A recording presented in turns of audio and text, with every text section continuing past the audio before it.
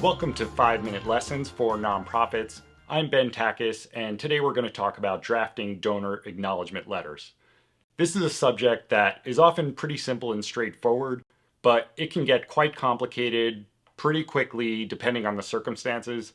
And it's especially important to get this right since you're navigating legal requirements as well as maintaining donor relationships. Before we get started, please note that this is just general education. I am an attorney for nonprofit organizations, but I'm not your attorney, so if you have any questions, please retain legal counsel. Starting first with the legal background, for contributions of $250 or more, donors cannot use the charitable deduction unless they obtain a written acknowledgement from the organization. This is more of a legal requirement on the donor than the organization, but of course you're going to want to give acknowledgement letters to all your donors to make them happy, make sure that they can get the most out of their deduction. There is an area where there is a legal requirement on organizations. This applies for contributions that exceed $75, where there is any element of a payment for goods or services as part of the contribution. This is called a quid pro quo contribution, and an acknowledgement is going to be required in these cases as well. I also want to quickly mention there's a great IRS publication on this topic, IRS publication 1771. It's got a lot of good detail and explanation on all these areas.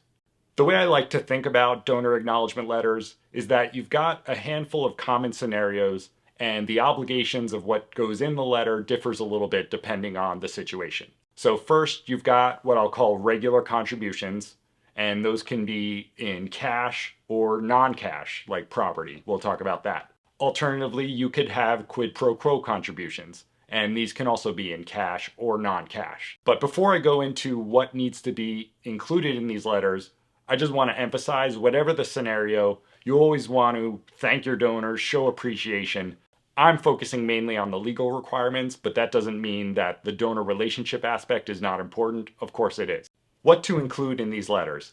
As I mentioned, it's going to differ a little bit depending on the situation. So let's start with cash contributions. And in this case, the letter's going to need to include the organization's name, of course, the date of contribution, as well as the amount of the contribution. One note about the date of contribution: this is usually fairly simple, but it can get a bit complicated with end of the year contributions. And we've got a couple pieces on the site talking more about that. Moving next to non-cash contributions, this would include gifts of property, stock, cryptocurrency, Bitcoin, as well as equipment, supplies. These all fall under the category of non-cash contributions. Again, this is going to need to include the organization's name, the date of contribution, but instead of the amount, you're going to include a description of the items that were donated.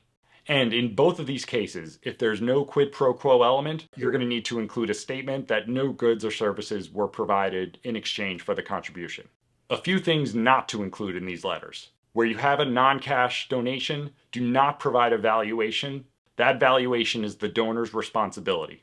So for example, if the organization got a gift of stock, you might say, thank you for your donation of 100 shares of XYZ Corp stock. You just need to describe the property that was donated.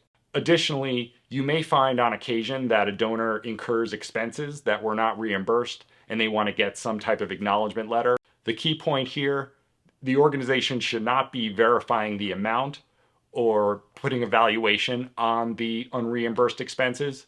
Again, this is the donor's responsibility. Just describe in the acknowledgement letter the nature of the services that the volunteer or the donor provided. Let's talk about quid pro quo contributions and how to handle those. Now, the letters for these are going to look very similar to the letters in the case of your regular contributions.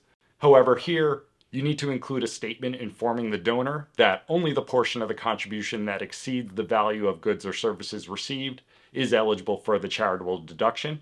And importantly, you must provide an estimate of the value of these goods or services. Unlike those other valuation issues, this one is the organization's responsibility.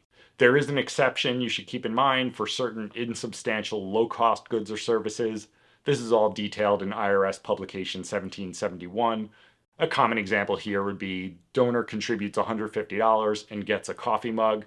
In most cases, you're not going to need to value that coffee mug part of it. You can usually just treat that as a regular contribution.